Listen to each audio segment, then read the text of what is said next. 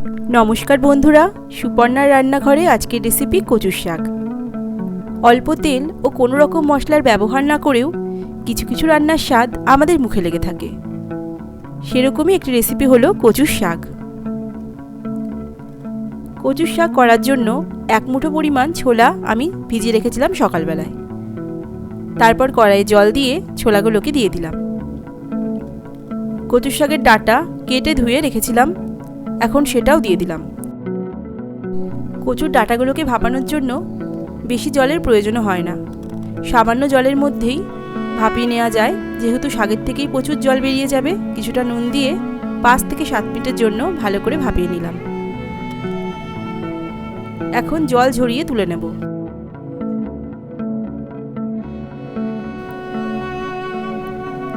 এখন একটা কড়াই ভালো করে গরম করে দিয়ে দিলাম পরিমাণ মতো সর্ষের তেল।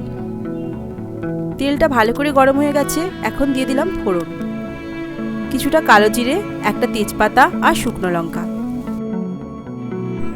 ফোড়নটা একটু ভাজা ভাজা হয়ে গেলেই দিয়ে দিলাম জল ঝরিয়ে রাখা কচুর শাক। দিলাম স্বাদ অনুসারে নুন আর সামান্য হলুদ গুঁড়ো।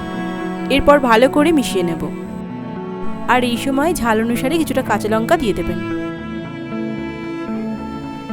কচুর শাকের মধ্যে থাকে প্রচুর পরিমাণ ভিটামিন এ, আর কচুর শাকে প্রচুর পরিমাণ আয়রন থাকে, যা রক্তাল্পতা কমাতে সাহায্য করে। এখন দিলাম স্বাদ অনুসারে কিছুটা চিনি। আবারও ভালো করে নেড়েচেড়ে মিশিয়ে রান্না করে নেব।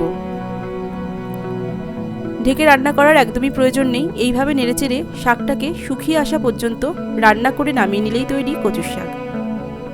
দেখুন শাকটা একদম শুকিয়ে এসেছে, এবার নামিয়ে নেব। তাহলে আজকের রেসিপিটি আপনাদের কেমন লাগলো বন্ধুরা? ভালো লাগলে অবশ্যই একটি লাইক, কমেন্ট, শেয়ার করবেন আর সাবস্ক্রাইব করে আমার চ্যানেলটির পাশে থাকার অনুরোধ রইল। সবাই সুস্থ থাকবেন, ভালো থাকবেন। আবারও তাড়াতাড়ি নতুন রেসিপিতে দেখা হবে।